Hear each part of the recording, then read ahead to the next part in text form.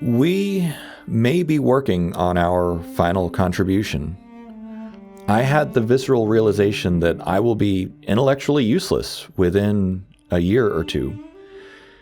AI is on a super exponential growth curve by any reasonable accounting. Investment in AI is going up exponentially for the largest industrial build-out in human history. That is not hyperbole. The data center build-out already rivals the Apollo program, the Manhattan Project, and interstate highway build-out. And it's only accelerating from here. Combine that with the exponential improvement of GPU hardware and model performance, and this ends in only one possible condition: cognitive hyperabundance. Call it AGI or ASI or whatever you want to call it, the material reality is that your brain and my brain will be unable to contribute in many ways. Part 1. Vesperence. A couple years ago, someone on Reddit coined the term Vesperence, which means the wistful nostalgia for the now, as you experience the ending of an era. That was sweet and romantic. I have also personally written extensively about how things will change. But it's one thing to intellectually know a truth, and another entirely to feel that same truth in your bones. Here's an example. I've often told my audience for a few years now, it's going to get much worse before it gets better. I've read books like The Fourth Turning and Ray Dalio's Principles for a Changing World Order, where he studies long-term debt cycles. Both of those cycles are coming to fruition at the ramp-up of the Fourth Industrial Revolution. Every turning, every debt cycle, and every industrial revolution in history has reshaped society, often painfully. But now we're living through all three converging at once. The threats we're facing are not just financial or political. We understand recessions and job shocks. That's not new.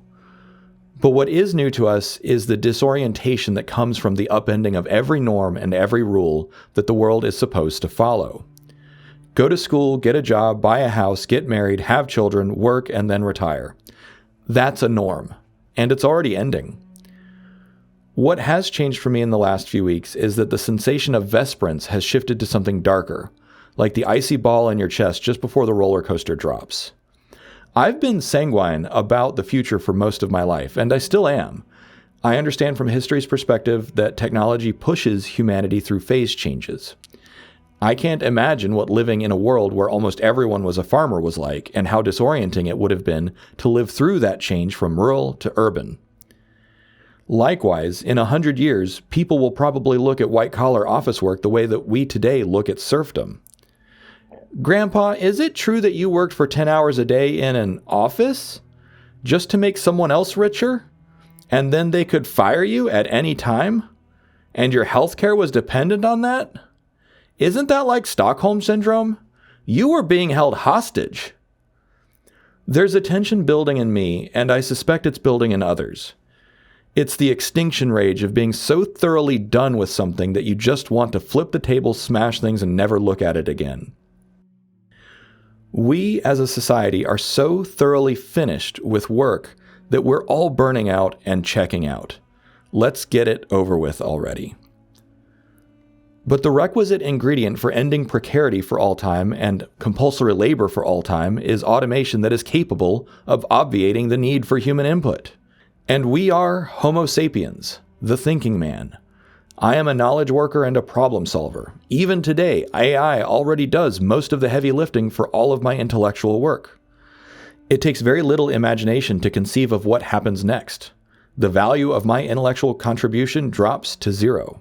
There will be no problems for which I am better suited to solve than the machines we are building and using.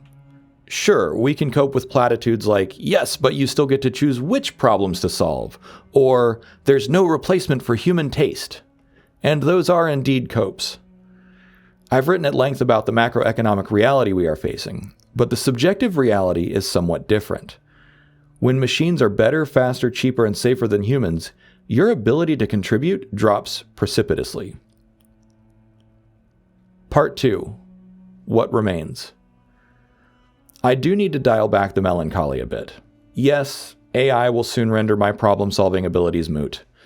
But there are dimensions of humanity that simply cannot be automated, and it is mathematically provable. I've done this calculation many times. How many good novels are possible to write?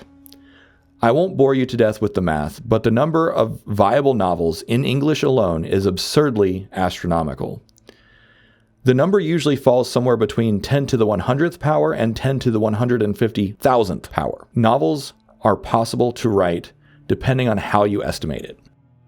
For reference, there are only 10 to the 80 atoms in the entire universe. And even if we turned the entire cosmos into computronium, we could only ever generate and record an infinitesimal fraction of all possible novels.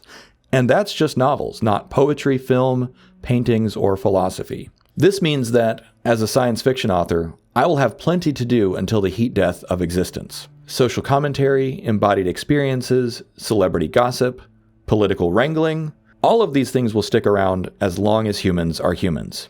And that makes me feel a little bit better.